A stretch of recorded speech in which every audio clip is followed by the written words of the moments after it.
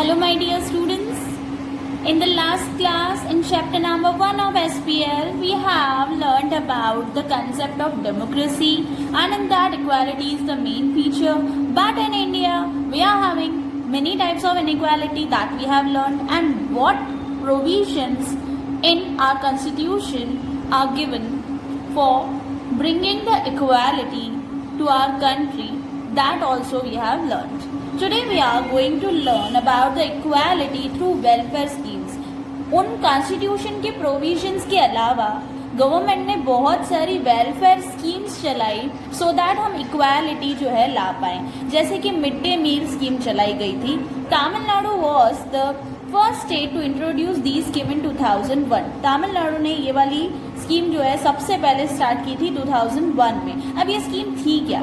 इसमें ऐसा था कि जब बच्चे स्कूल पढ़ने आते थे तो उसके बाद ऐसा होता था कि उनको खाना खाने के लिए घर वापस भेजा जाता था एंड फिर खाना खा के उनको वापस स्कूल आना होता था. लेकिन इस स्कीम की वजह से हमने ये चेंज लाया कि गवर्नमेंट ने ऐसा कर दिया कि बच्चे को घर जाना ही नहीं पड़े खाने के लिए. बच्चों को वहीं स्कूल में खाना दिया जाएगा ताकि वो वहीं पे बैठे पढ़े और वहीं पे खाना खा के फिर उनको घर जाके वापस आने वाला टेंशन नहीं हो. बिकॉज क्या होता था कि पहले जब बच्चों को घर भेजा जाता था ना तो वो लोग वापस ही नहीं आते थे, तो इस वजह से उनकी स्टडीज़ खराब हो रही थी. एज वेल एज काफ़ी गरीब बच्चे भी हुआ करते थे जिनके पास पैसे ही नहीं होते थे कि वो खाना खाएं. ठीक है, और काफ़ी पेरेंट क्या करते थे, इस वजह से स्टडीज़ छुड़वा देते थे एंड बच्चों को काम पे लगा देते थे, जो कि एक तरह से गलत है. तो उस खाने के लालच में ही सही, लेकिन बच्चे तो स्कूल आएंगे ना. दैट्स वाई ये mid day meal scheme start की गई थी टू इंक्रीज, एंड उसके एडवांटेजेस भी बहुत हुए. Increase in the number of enrolments बढ़ गए, यानी कि हर साल बच्चे बढ़ते जा रहे थे. जबकि पहले क्या होता था कि बच्चे 1-2 साल पढ़ते थे जोश जोश में, उसके बाद पेरेंट्स उनको काम पे लगा देते थे, तो उस वजह से एनरोलमेंट रेशियो कम हो जाता था. लेकिन अब ऐसा नहीं होता. अटेंडेंस इम्प्रूव, अटेंडेंस भी बढ़ने लगी बिकॉज बच्चे जो है, मैंने बोला ना कि खाने की लालच में ही सही, बच्चे जो है जाते नहीं थे घर पे और स्कूल रेगुलरली आते थे बिकॉज उनको वहाँ पे खाना खाने मिलेगा.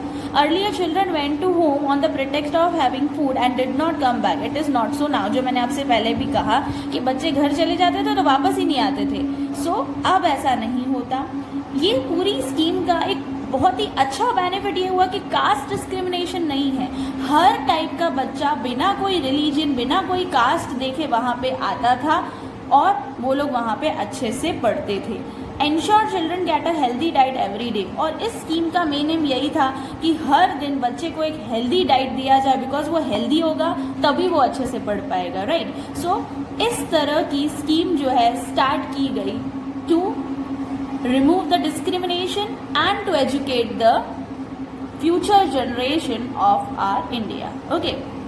The next scheme was also there, that was Sarva Shiksha Abhiyan. The main aim of this scheme to provide education to maximum possible number of children in the age group of 6 to 14 years, specially girls and the depress section of the society. अब इस अभियान का main M यही था कि हर एक को जितना हो सके हर बच्चे को एजुकेशन मिले. 6 to 14 ईयर्स के एज ग्रुप वाले हर बच्चे को एजुकेशन मिले, ये इस अभियान का मेन एम था. स्पेशली गर्ल्स और जो डिप्रेस्ड सेक्शंस हैं, डिप्रेस सेक्शंस यानी कि जो पीछे वर्ग रह गए हैं, यानी कि शेड्यूल्ड कास्ट, शेड्यूल्ड ट्राइब, ये लोग अनटचेबिलिटी जो हमारे यहाँ सिस्टम था पहले, उसकी वजह से ये लोग पीछे रह गए थे. तो इनको कोई प्रॉब्लम ना हो. जो पुअर पीपल है, वो कोई भी कास्ट हो, डजेंट मैटर, लेकिन उनको भी प्रॉब्लम ना हो, इस बात का ध्यान रखते हुए ये जो है अभियान स्टार्ट किया गया था कि हर बच्चे को 6 to 14 ईयर्स के बच्चे को गवर्नमेंट स्कूल्स में भी even free of cost education दी जानी चाहिए. This is the logo of Sarva Shiksha Abhiyan, जिसका मेन ये एम था सब पढ़े सब बढ़े. मतलब हमें आगे बढ़ना है तो हम सब मिल के बढ़ेंगे and that is possible only by getting the education. Because इंसान एजुकेटेड जब होगा ना तब उसे पता चलेगा क्या सही है क्या गलत है, क्या इक्वालिटी क्या इनइक्वालिटी, क्या सोशल जस्टिस. तो ये सारी बातें जब बच्चा पढ़ा लिखा होगा, इंसान पढ़ा लिखा होगा, तब उसे समझ आएगा. That's why we have started these 2 schemes. Not only this but we have started many more schemes also, like MGNREGA. The full form is Mahatma Gandhi National Rural Employment Guarantee Act. which was started in 2009, and its main aim to generate employment opportunities for the youth in villages. Village में youth के लिए employment opportunities generate करना, यानी हर किसी को कुछ न कुछ काम पे लगाना, उनको कुछ न कुछ जॉब दिलवाना, and help in curbing migration to urban areas. और इसकी वजह से क्या होगा, लोग ज़्यादा अर्बन एरियाज में माइग्रेट नहीं होंगे. अब देखो लॉजिक समझना, गांव में लोग रहते हैं, एम्प्लॉयमेंट वहाँ पे अच्छी नहीं मिल पाती है. क्यों? क्योंकि वहाँ पे agriculture is the main occupation. अब एग्रीकल्चर जो है वो अगर वहाँ की मेन ऑक्यूपेशन है तो वो तो कुछ महीने ही चलती है ना. जब बारिश नहीं होगी तब तो एग्रीकल्चर चल नहीं पाता था, क्योंकि उस टाइम पे ऐसी फैसिलिटीज़ नहीं थी. तो फिर लोग क्या करते थे, वो लोग अर्बन एरिया में आते थे, यानी सिटी एरिया में आते थे जॉब ढूंढने के लिए. तो फिर यहाँ पे बहुत सारे लोग बढ़ जाते थे और इवन स्लम एरियाज क्रिएट हो जाते थे, क्योंकि वहाँ से लोग आएंगे, उनके पास पैसे तो होते नहीं थे, तो वो लोग झोपड़पट्टी वगैरह बना के वहाँ पे रहते थे.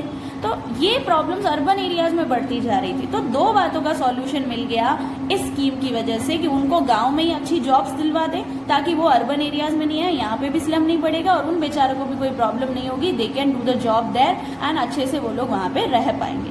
Okay, the one more scheme was there, that is national rural health mission, which is supposed to provide better medical facility to people in villages. अब एक्चुअली विलेज साइड में इतनी अच्छी मेडिकल फैसिलिटीज होती नहीं है, तो इस स्कीम के अकॉर्डिंग इन्होंने ये एम था इस स्कीम का कि गांव में हम अच्छी से अच्छी मेडिकल फैसिलिटीज वगैरह जो है प्रोवाइड करवाएं.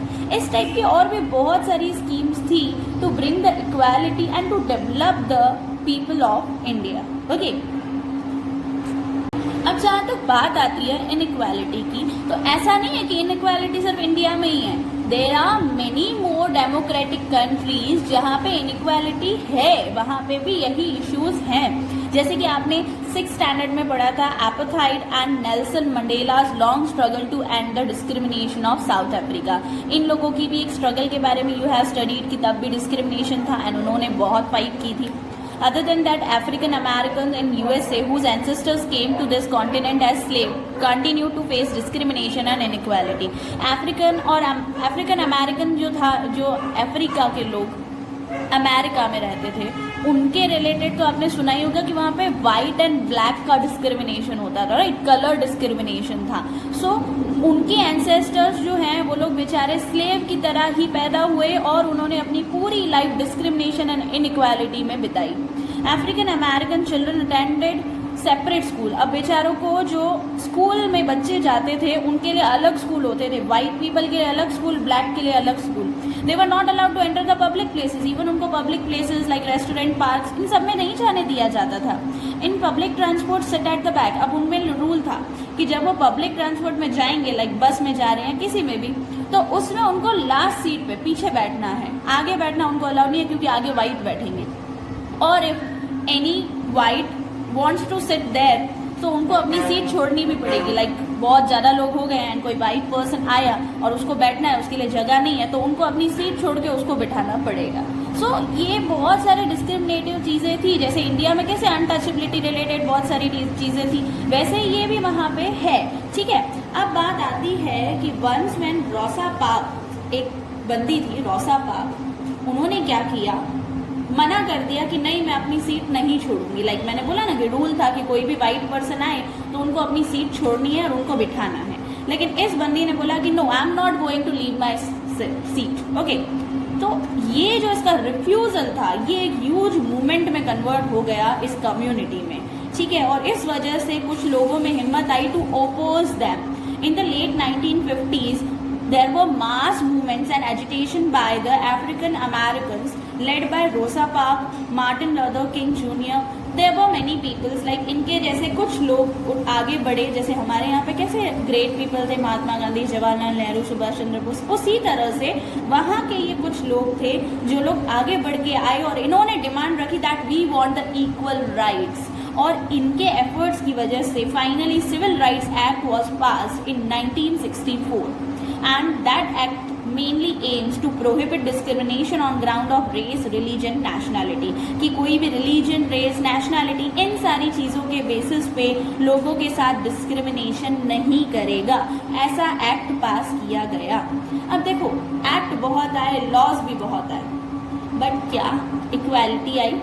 नहीं, पूरी तरह से इक्वालिटी तो आज भी कहीं नहीं है। हर डेमोक्रेटिक कंट्री आज भी इक्वालिटी इश्यूज को फेस करती है, because the main requirement is not the laws only but the rigorous implementation of these laws and changing the attitude of people. Laws बन तो जाते हैं लेकिन इम्प्लीमेंट नहीं हो पाते हैं। तो मेन चीज़ है कि लॉज को अच्छे से इम्प्लीमेंट करवाना एंड लोगों का एटीट्यूड भी तो चेंज होना चाहिए ना। लॉज तो बहुत बनाए हैं लेकिन इंसान की सोच जब तक चेंज नहीं होगी, no government can do anything. कोई भी प्राइम मिनिस्टर आ जाए, कोई भी प्रेसिडेंट आ जाए, बट अगर इंसान की सोच नहीं बदलेगी तो कोई भी लॉ कुछ नहीं कर पाएगा। तो गवर्नमेंट एंड लोग दोनों का साथ होना चाहिए। गवर्नमेंट को लॉज इम्प्लीमेंट करवाने आने चाहिए, लोगों का एटीट्यूड उनको चेंज करना पड़ेगा। ये दोनों जब हाथ मिला लें तो we can bring the equality in our country, in any democratic country. Okay, that's all with the chapter number 1 of SPL. We are going to start a new chapter of SPL in the next video. Okay, I hope this chapter is clear to you. Thank you.